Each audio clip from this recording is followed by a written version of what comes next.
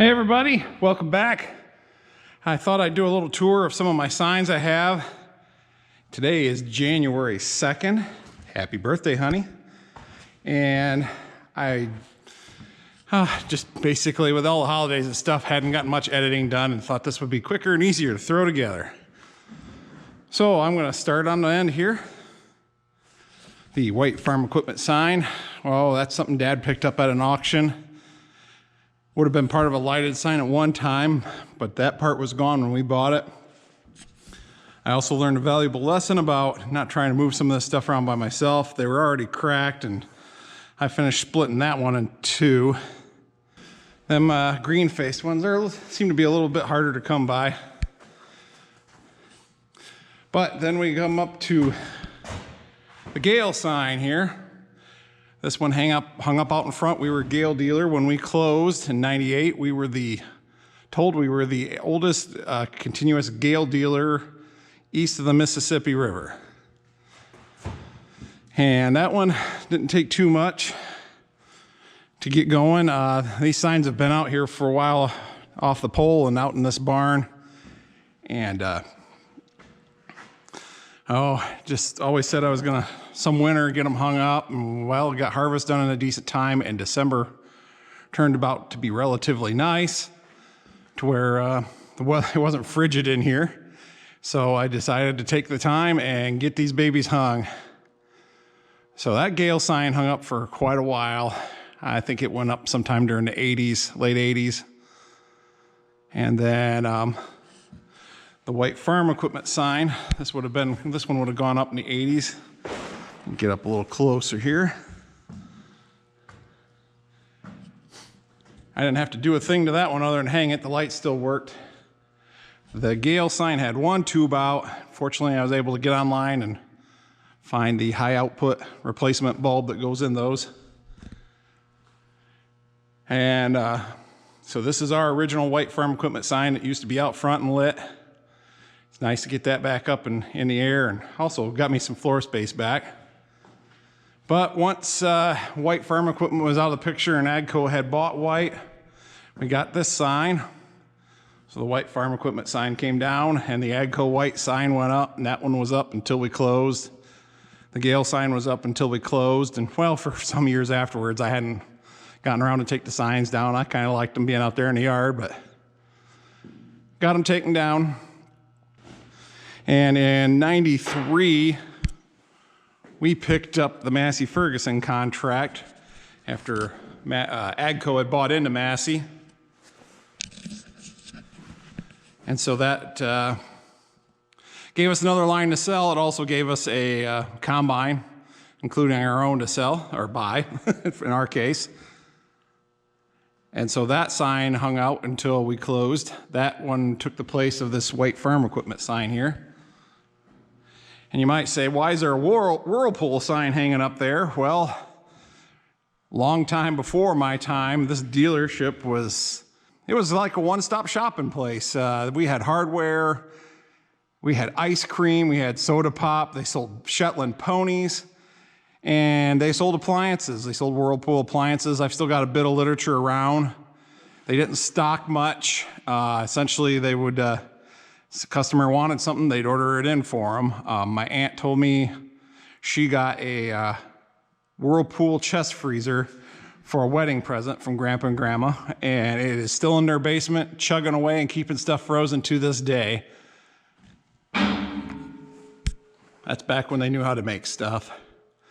That sign was in another barn, and a couple years back, I decided to pull it in the shop, and it didn't need it. I put a new cord on it. The cord was kind of ratty, but everything else I just cleaned up the contacts on, and it lit up and worked just fine. Massey Ferguson sign hadn't seen a lot of use, so that lit up fine. The white sign, same thing. Just had to plug it in. And if you look there in the corner, just under the Massey sign is another Gale sign. That one is not from our dealership. It, one we picked up at an auction. The other side's all broke out on it. It's a lit sign. I need to get that one hung, but there was a little more to move out of the way to get to that one, so I left it where it was at for now. I haven't tried plugging that one in to see if it lights up yet or not, but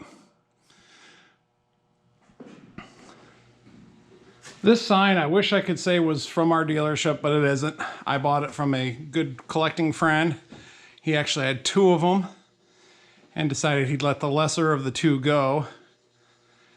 And I just recently decided I'd never tried to plug it in all this time.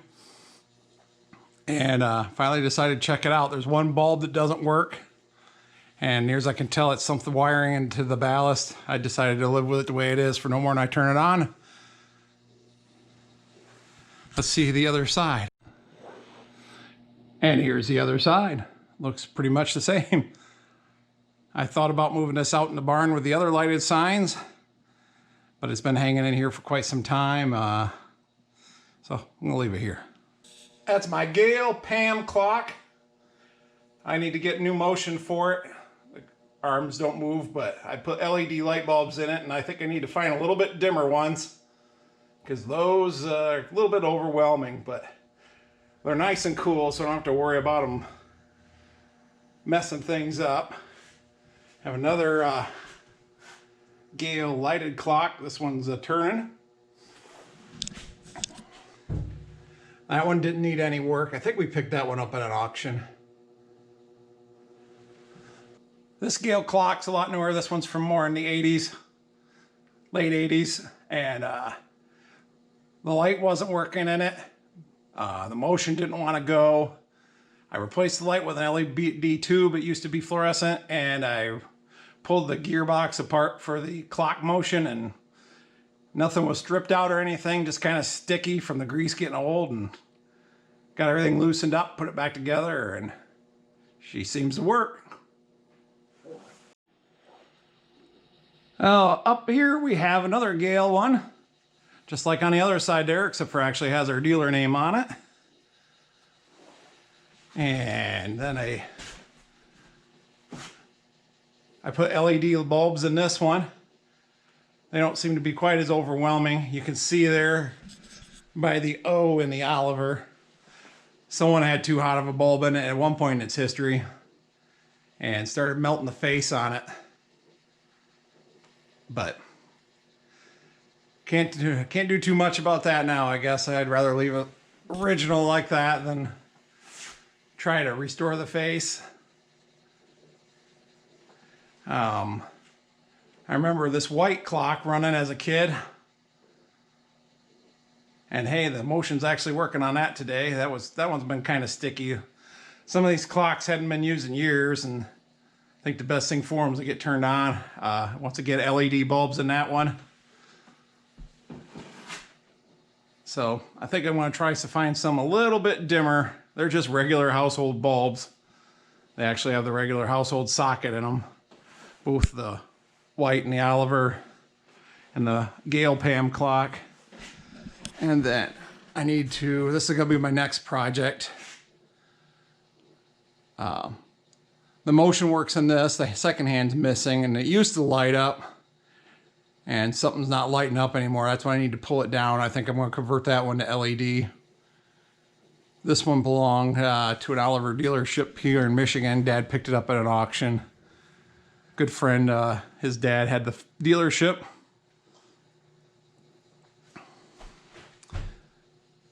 So hopefully soon I'll get that one lit up. Catching a reflection from the Oliver side.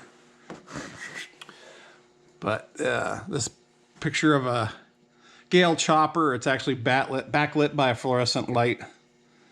I remember this one hanging up as a kid, pretty much in this exact same spot. That was part of the reason I was thinking about moving the Oliver sign.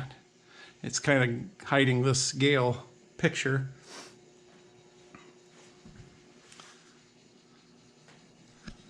And then we have this one,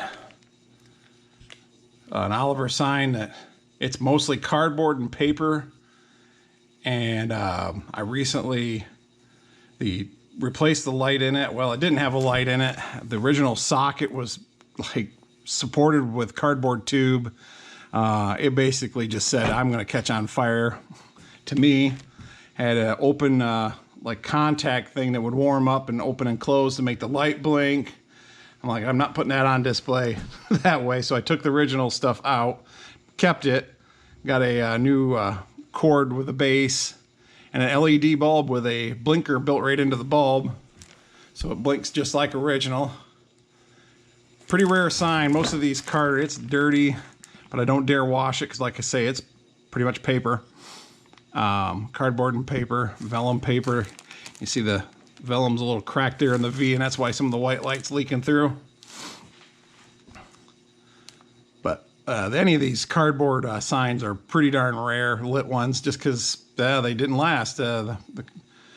Someone would throw them somewhere, whatever, but they get crushed, they get wet, they get ruined. So not too many of these around.